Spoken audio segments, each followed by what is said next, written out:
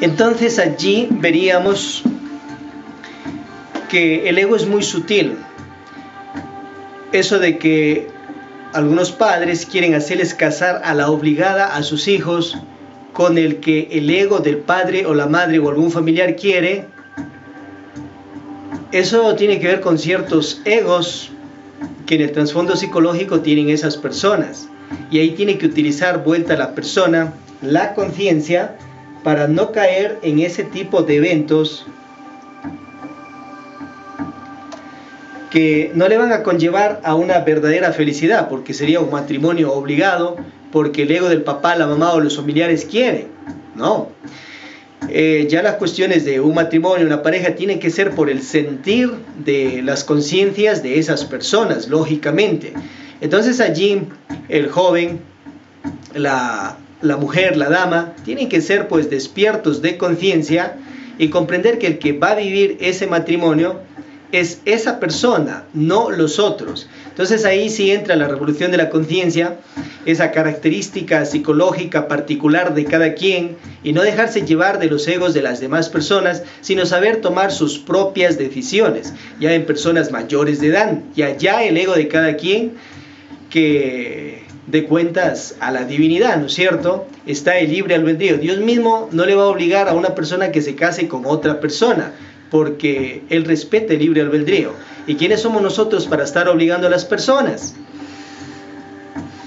Entonces, esos egos sutiles, por ejemplo, que quieren hacer prostituir a los propios familiares, uno tiene que eliminarlos con el poder de la Madre Divina Kundalini y ser más castos y respetar los libres albedríos, lógicamente, de esas personas. Y esa persona, esa mujer, ese varón, verá con quién va a casarse. El padre y la madre, lógicamente, tiene que aconsejar, orientar por ese sentir, esa intuición, pero respetar la decisión del hijo o la hija, porque al fin va a vivir el matrimonio de esa persona y esa persona tendrá ese sentir, esa decisión.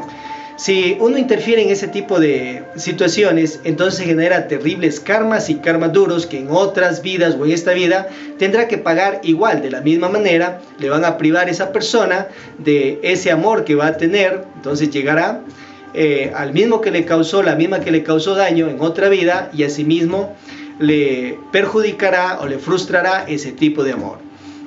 Bueno, es por eso que tenemos que utilizar la conciencia, que ser equilibrados en el sentido más completo de la palabra. A su vez, los tantrismos, por ejemplo, entre solteros, un varón puede tener varias damas tántricas de soltero. El rey David tenía sus esposas, sus concubinas, el dios Krishna, sus esposas, sus vírgenes, Salomón, etc. Entonces, lógicamente que hay los nacimientos tántricos de solteros.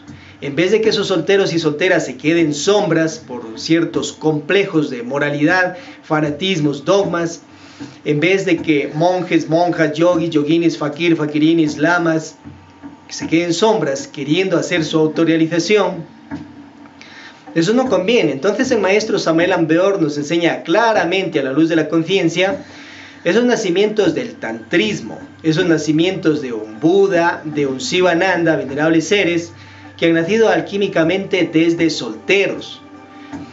Entonces ahí se rompe un montón de tabús, de estructuras. O sea, los que están de enamorados, ¿pueden tener el acto sexual o no pueden tener el acto sexual?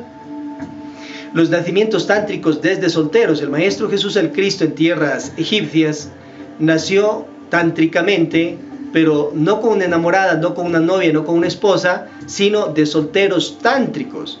Entonces esos misterios estamos tratando acá claramente a la luz de la conciencia, sin ningún tipo de tabú, porque la suprasexualidad es así.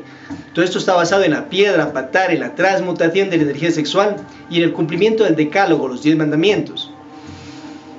Entonces ahí lógicamente un soltero de la senda, una soltera de la senda, si tiene su enamorado, si tiene su enamorada, y ya son personas que están serias en el camino espiritual, desde allí entran al nacimiento tántrico con la alquimia sexual, a transmutar esas energías sexuales. Es un hecho. A su vez, un varón puede tener sus novias y una mujer puede tener sus novios. Ya si una de las personas decide este tipo de vida, las otras parejas se fidelizan a ese varón, o esos otros varones se fidelizan a esa novia, a esa dama.